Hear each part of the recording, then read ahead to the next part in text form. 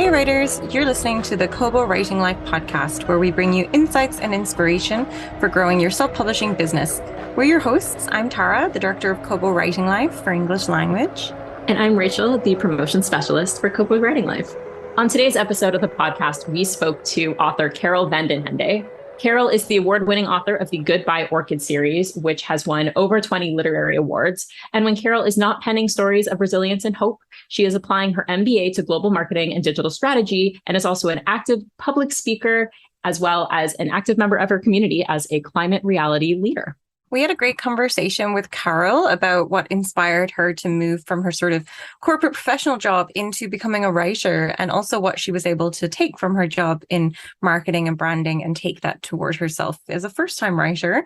And she also speaks at a bunch of events and had just a lot of excellent writing advice that I think will be super helpful for everyone. Carol, thank you so much for joining us today. Really happy to get to chat to you.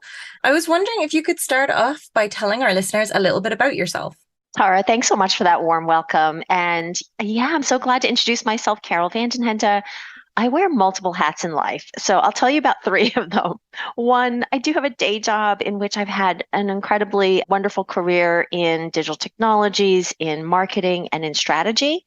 And now I also have another hat in life, which is the one that brings us together as an author and a speaker.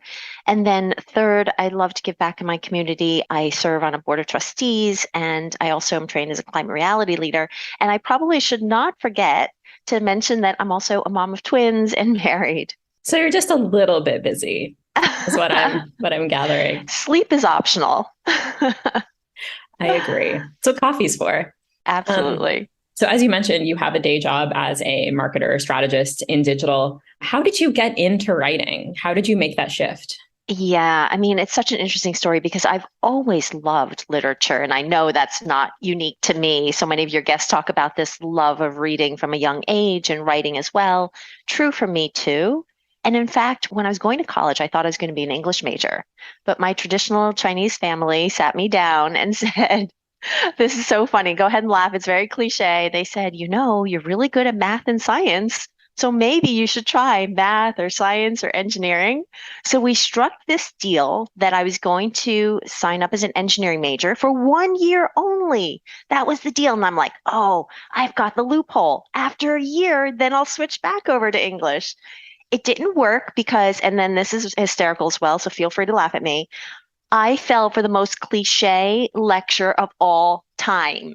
All of the freshman engineers were put in an enormous hall, and they said to us, look to your left, look to your right. In 4 years, only one of you is going to be left. The rest of you are going to fail out, flunk out. You can't make it. That got me so competitive that 4 years later, I'm walking down the graduation aisle with my engineering degree, which set me down the path of working in digital technologies, then getting my MBA, working in brands, working in strategy and insights, all of which I loved. So I'm not complaining, no regrets at all. But to answer your question, how did I get into writing? I came back to writing because I thought I was writing for myself. I was writing as a place of solace during a time that was hard for one of our twins. And I was pouring my heart out on the page, and the stories were just coming out, and I was full of inspiration and emotion. And it turned out, and I'm happy to tell you the story if you want to hear it, that I was really inspired and realized that the story that was really, I thought was for me personally, actually had meaning for other people too. I, for one, would love to hear the story of how you came to that realization, because I think there's a really big difference between writing for yourself and then being willing to share that work with others. This is an incredible time. So let me take you to a time when I first started writing for myself, but I decided to join the writing community because I figured if I'm going to write, let me try to improve my craft, hone my skills. So I joined a writing group that met in person. It was a critique group in which we would sit around Mary Lee Waldron's kitchen table in Bernardsville, the next town over, and every other week we would read our work aloud to each other in order to give each other feedback and learn. So one of these times, I'm reading a chapter from what is now Goodbye Orchid. It's a very emotional chapter in which the main protagonist, which he had suffered a life-changing accident right in chapter 1, he wakes in the hospital and sees what's happened. As I shared this chapter with my critique partners, I brought this table of writers to tears. And I thought, oh, I think there's something here. This is more than just for me. This has power to it. It is moving people. It is emotional. And that's absolutely what I've heard since Goodbye Orchid has come out. People tell me that either they've not experienced what the main protagonist, Phoenix Walker, has experienced, and therefore it deepens their empathy for people who are going through challenging times like that. Or people who've been through medical trauma, through challenges, tell me that they feel seen on the pages of Goodbye Orchid. And both of those are so touching to me and make all that hard work really worth it. That's super brave of you being able to read what you have written to a group. I think that's something that can be quite scary for an author, especially when you're just writing for yourself. But that leads into, I did want to talk about, the characters as our main protagonists in Goodbye Orchid. They're so rich. I can see why people were so moved by that point that you're referring to. So both of them are changed by kind of different accidents that happen in their life. And I'm wondering if you could talk to us a little bit about the inspiration behind writing both Phoenix and Orchid's characters. Yeah, it's such a great question. And readers love asking me about this too, the inspiration behind the characters. The short answer is really combat wounded veterans. But the longer story is that during this difficult time with one of our twins, I had seen a story in the news about wounded warriors. And you know what inspired me was that the strength and resilience that they demonstrated to get back to good gave me hope that the hard things we were going through were temporary and that we could get through them too. And so even though my characters are not military characters, I often say that the work pays homage to the experience of wounded veterans because the accident that Phoenix suffers actually, and his whole journey of recovery, of coming, going through bargaining and denial and acceptance is actually similar to the arc of many wounded warriors as well. And then Orchid, although she, again, is not a military character, her experience is that her life is shaped from having witnessed the death of her parents as a child.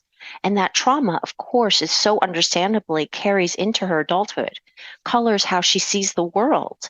And it's trauma that she carries within and needs to find a way to deal with. And that too, and actually, so she, basically is diagnosed with PTSD and meets a therapist that really helps her with that. And so that again is really inspired by the experience of wounded veterans who either have, physical injuries like Phoenix suffers in Goodbye Orchid, or PTSD that Orchid suffers in Orchid Blooming. And just to kind of continue on this discussion about characters, I'm curious what kind of research went into them because they are so layered, so there's so much depth to them and they go through so much. Rachel, the research question is so important. And I'm so glad you asked about that because for me, in order to honor the experience of wounded veterans, it was really important for me to get the details right. And so the research took two phases. First, there was a secondary source research process, which was reading everything I could get my hands on, reading books, reading articles, reading about people's experiences. Also, there's a lot of video content. There's a lot of content out there. And so I was able to learn a lot about what happens when someone is injured the way Phoenix is injured or has PTSD the way that Orchid does. But then I also found that there were some questions that I couldn't entirely answer just purely through desk research. And therefore, primary research was important as well. And I have to thank, many, many people for helping me with this, including the generosity of wounded veterans that spoke with me firsthand to describe how they felt during what would probably be described as some of the hardest times in their life. And then also medical professionals. So psychologists, trauma specialists, surgeons, plastic surgeons, so many people gave generously of their time to make sure that the details were right, that not just the physical journey, but the emotional journey was authentic. And I think one of the most touching things I heard was from the combat wounded veterans who said to me, in fact, I'm thinking specifically of Doc Jacobs. He is a Purple Heart decorated, Bronze Star of Valor decorated veteran who was blown up in Iraq, suffered injury to 3 of his limbs, lost his leg, and actually was the first veteran to go back into active duty after losing a limb. He said to me that after reading Goodbye Orchid, not only was he taken back to the time that he spent 11 months at Walter Reed recovering, going through dozens of surgeries. But it actually deepened his understanding of his own experience. And let me explain. Because he had always seen those 11 months from his perspective, but he had never thought about his dad and Jima, or grandma, who'd spent 11 months by his side, what their experience must have been like. And because Goodbye Orchid is written in multiple points of view, you hear not only from Phoenix Walker, who suffers the accident and his recovery process, but also from his mother, from his twin brother Caleb, from his coworkers and friends. And those multiple perspectives actually created this image in his mind of what his family must have been through, going through that experience with him. That is very powerful stuff. I'm curious though, because like you mentioned, like authenticity, especially when tackling tough subjects, is so important. Do you have any advice for authors who want to write more serious subject matter and want to get it right? How to begin this research process, how to find people to interview? Yeah, it's a great question. And maybe I'll offer two tips. One, in terms of finding people, for me, I'll just share my own experience. I have this N of sample size of one, or N of one, that I can share. And so for me, I found that because I was reading so much material, I was finding people who are putting their life stories out there. So for instance, Sergeant Brian Anderson is a triple amputee, was injured. His Humvee was blown up in Iraq. He helped me tremendously with both Orchid Blooming and Goodbye Orchid. And the way I found him was simply I read his memoir. He wrote about that experience in his book, No Turning Back. I initially reached out to say, thank you so much for sharing your incredible life story. And it started a correspondence in which I was able to ask him some questions over email. He was really generous in answering those. And then he offered to get on the phone. He said, sometimes this stuff is easier to talk through. And so it just happened rather organically in that case. So that's one way. But a second tip I would offer is that in addition to the research part, that for me, sensitivity readers, once the manuscript is shaped, is also really important. It's one thing to do research and to have a sense of what you want to talk about and how, timelines happen or how things, happen in the medical world. But actually, once it's on paper, to be able to have people who've lived these experiences read, provide feedback, really was incredibly helpful. Yeah, I wanted to ask if you went down the sensitivity reader route, but yeah, you've just confirmed that. I'm curious, so you probably had a number of different people reading throughout different points. And what was the feedback that you got from Goodbye Orchid after the fact? Yeah, so after Goodbye Orchid has come out, the feedback I've been getting is that it is very emotional. People say #bring tissues. Like warning to your readers. People say it really moves them, it touches them, it reminds them of their own experiences, or it gives them, a window into seeing somebody else's experience if they haven't been through that. I've gotten emails in the middle of the night. People say to me that I've kept them up way past their bedtime because they had to know what happened and get to the last page. It's high praise if you're getting into people's sleep time. Yeah. We will talk about Orchid Blooming as well, but I just want to chat about Goodbye Orchid a little bit more. Am I right in picking up the Jack White references throughout the chapter titles there? And can you tell me about this? Oh my gosh. That is so funny, Tara. I spent, I think, the entire time while I was writing Goodbye Orchid listening to Jack White on repeat. White Stripes, Jack White on his own, every incarnation, I spotted a raconteurs in there and I was like, there's a theme now. Yes.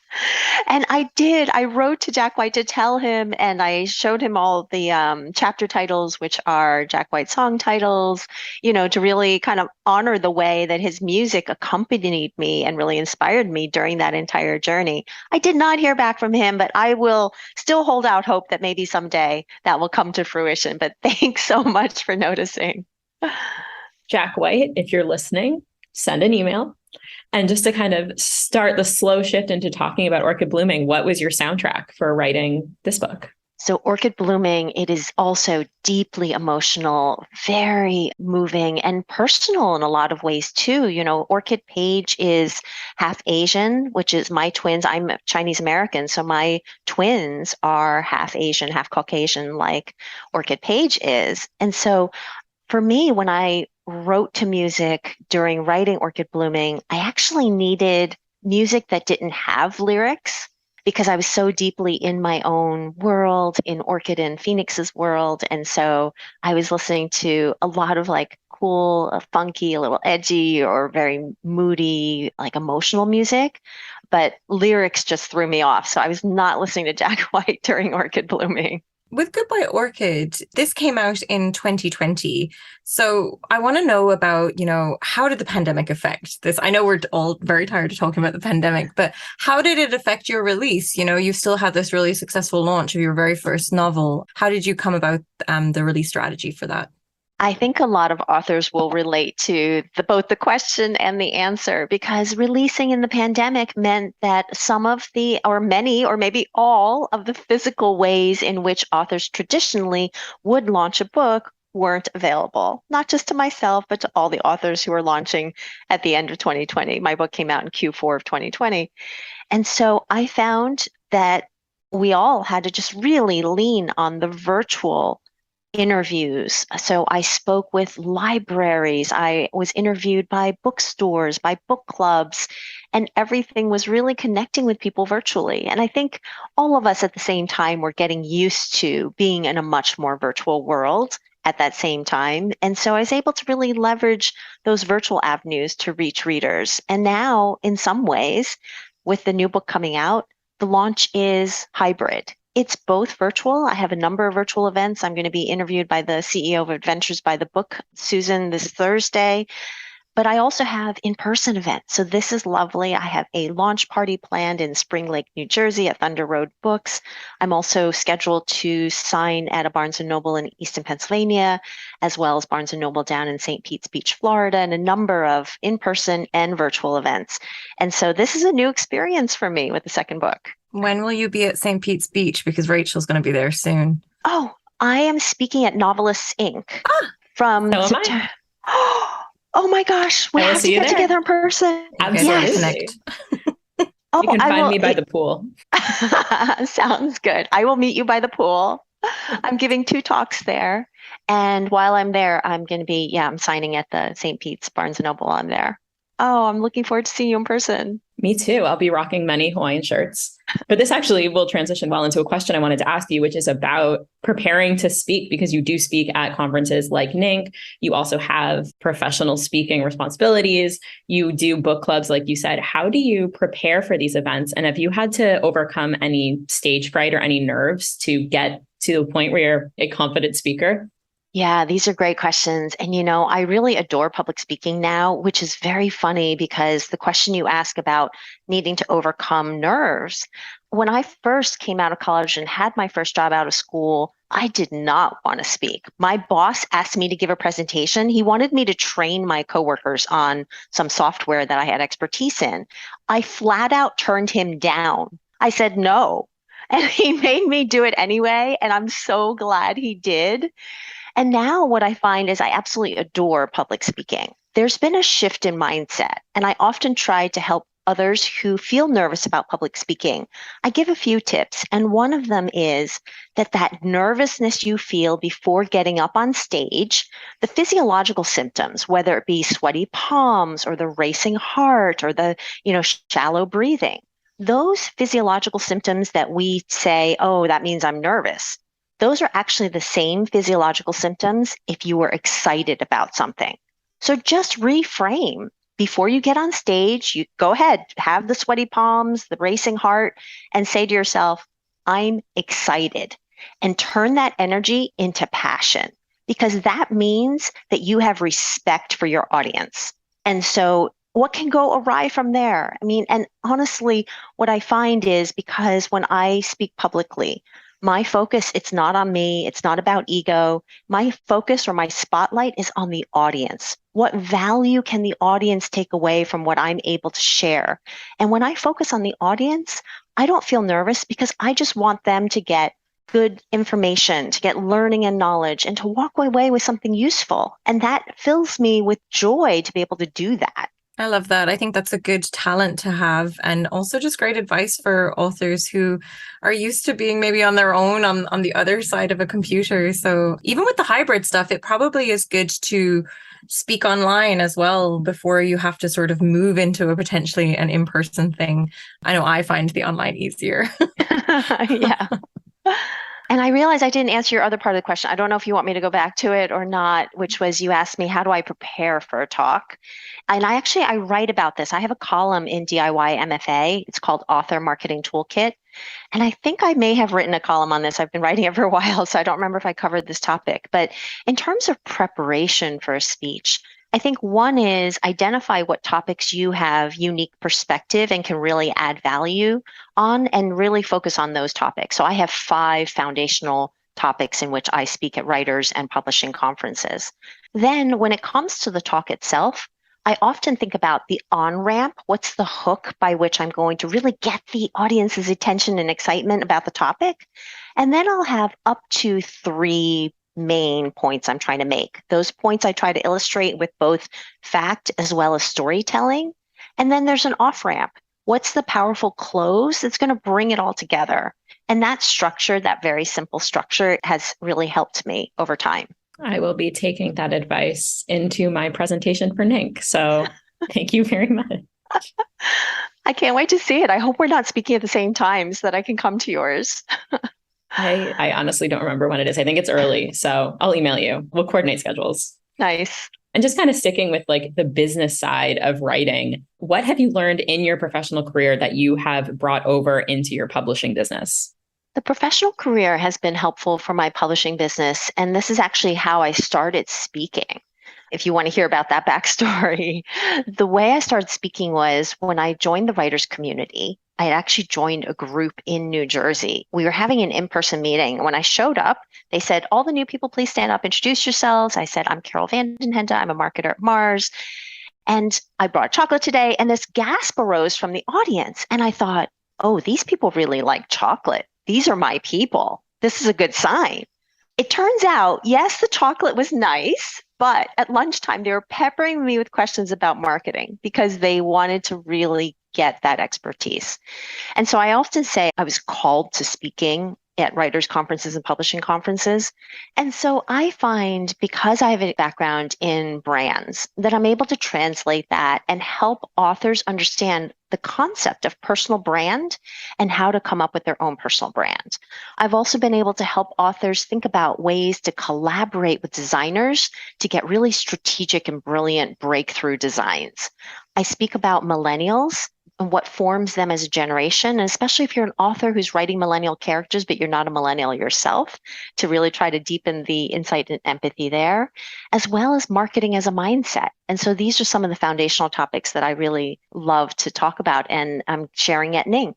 Was it hard to find your personal author brand? Because I know sometimes it can be, you know somebody else's business or the business you work in really well, but because it's being a writer is kind of so personal, you're really putting yourself out there. Was that really easy for you, or was it a bit of a challenge?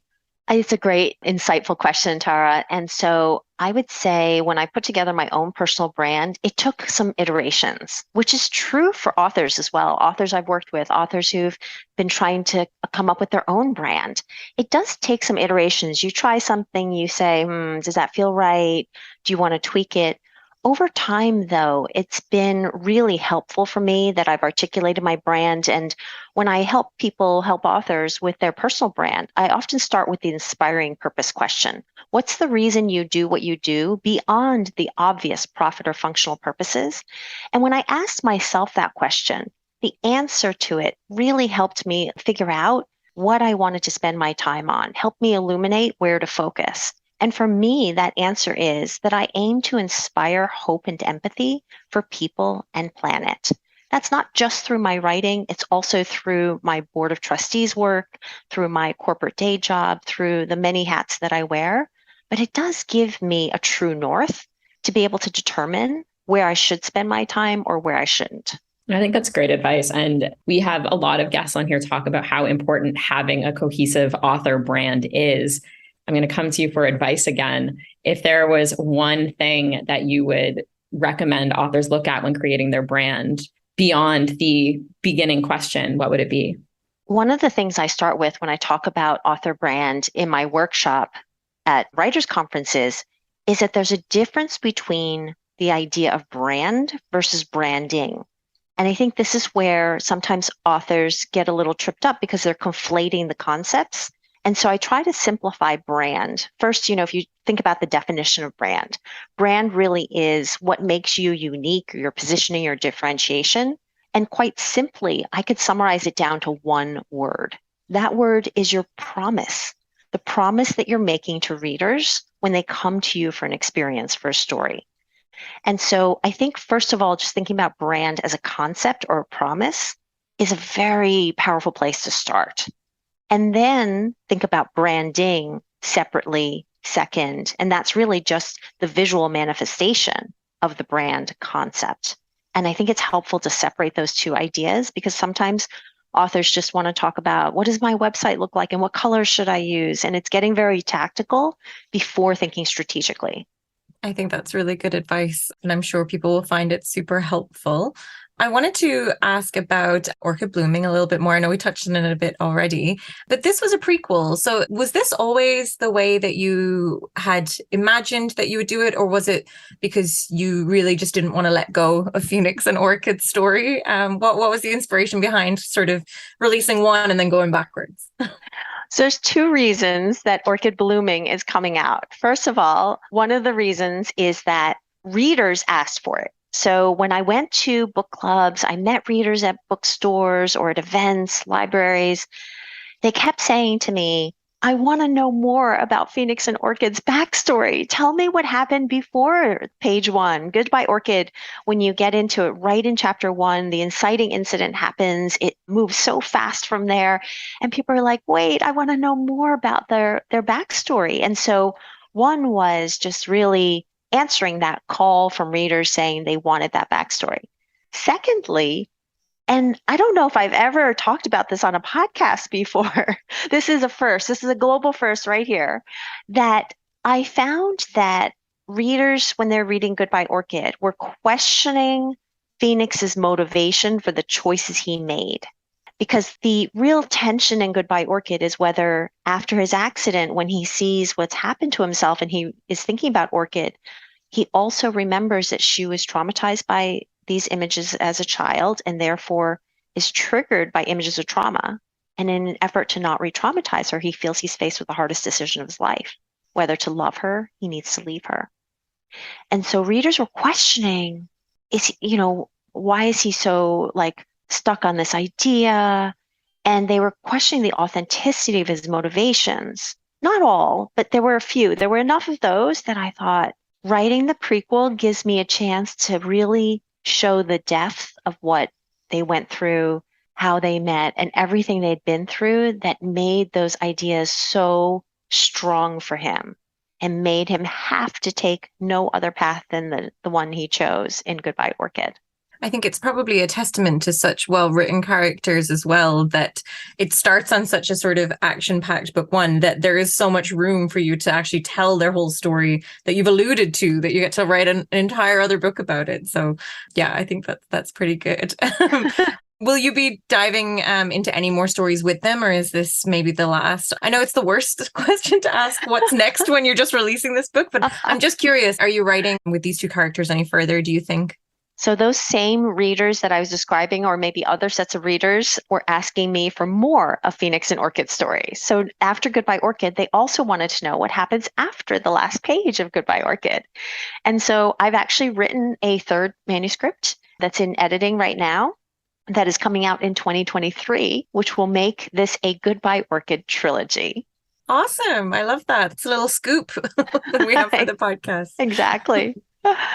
One thing I wanted to ask is you've touched on a number of times the feedback that you get from readers. So to me, that speaks to your relationship with your readers. How have you built this community of readership and how do you keep in contact with them? Yeah, I mean, there are a number of ways, and I'm not going to state any way that authors out there don't already know. Authors are already connecting with readers in the same way. So I have an email list and people do. I sent out an email this morning and people hit reply and, answer my questions and tell me what's going on with them, which I love and I really adore. I also have social media. And so people will message me or respond to my posts, comment on them. And I also do have a Facebook group where readers who are really really fans of my work will sometimes hear the early scoop on things that are happening with the Goodbye Orchid world, Orchid Blooming, the third book that's coming. And so there's just a myriad of ways. I think, people like to be connected in different ways. And so it's a matter of meeting readers where they are, as well as those are all the virtual ways. Of course, there's the physical world as well. And once the world started opening up, I've been attending book festivals, speaking at book festivals, in addition to going to bookstores, libraries, etc. And like we touched on at the very beginning of this episode, you are a very busy person. How do you not just get sucked into the social media email replies of it all? I don't know if I have a good answer to that one. If you find an answer, let me know. I do have to say, I often get the question, how do you do it all, given the full-time job, the twins, the author world, and speaking? So I'll answer it in two ways. One, I do have to thank my husband because he's pretty incredible and takes care of things like the laundry and the grocery shopping and the dishes in order to support me in being the best person I can be. And so I dedicated Goodbye Orchid to him. Also, I do find if we come full circle back to that original concept, we talked about the idea of an inspiring purpose or knowing your why. I find when I'm clear on my why, it gives me energy to do the things that I want to do. And that includes getting the word out about this beautiful series that has touched people's hearts and minds. It sounds like that you love what you do as well. So I'm sure that makes it easier to be able to fit into your schedule. It's so true. As I'm sure you guys can relate to too. Yeah, we are lucky. We've got good jobs, Rachel. You've named all the ways that your readers can kind of follow you. And I'm wondering for any authors here is where can they find out about you? And is there a place where they can sign up to get, you've sort of mentioned some of the writing newsletters that you've done. Is there anywhere in particular that other authors can find you? Yeah, authors can find me in two places. They can either go to DIY MFA, where my author marketing toolkit column is published multiple times a year, and find my tips out there. I just launched an article about co-wrote with an intellectual property lawyer about IP. So that one's really fun. And then, of course, they can find me on my website. So carolvandenhende.com. Sorry about that long Dutch last name, but I'm sure it's going to be in the show notes. And then if they want to connect with me on any of the socials, I do have a link tree, linktr.ee/CVDH, which are my initials. We will absolutely include links to all of the above in our show notes. And I'm just a little curious. You've mentioned you're wrapping up. I don't know if the Orchid trilogy will stay a trilogy, but do you have any aspirations to write new stories and find new characters? It is on my mind, Rachel. We are going to have to find a glass of wine at NINC and brainstorm this last question because there are ideas on my mind. But right now, I definitely need to be head down getting the edits done on the third book in the Goodbye Orchid trilogy. And then there for sure will be more writing and more books in my future. That I can say for certain. Nice. Well, thank you so much for chatting with us today. It's been so lovely. Sorry, I won't get to meet you at NINC, but I hope that you have a blast with Rachel, sing some karaoke. Yeah, just chill, have a good time at the pool. But thank you so much for chatting with us. Thanks so much for having me. I loved it. Thank you for listening to the Kobo Writing Life podcast. If you are interested in picking up Carol's books or learning more about her public speaking or writing information, we will include links to all of her contact info in our show notes. If you are enjoying this podcast, please be sure to rate, review, and subscribe. And if you're looking for more tips on growing your self-publishing business, you can find us at KoboWritingLife.com. And be sure to follow us on socials. We are at Kobo Writing Life on Facebook and Twitter, and at kobo.writing.life on Instagram. This episode was produced by Tara Kremen and Rachel Wharton, with production assistance by Terrence Abrahams. Editing is provided by Kelly Robotham, and our theme music is composed by Tearjerker. And thanks to Carol for being such a great guest. If you're ready to start your self-publishing journey, sign up today at kobo.com/writinglife. And until next time, happy writing.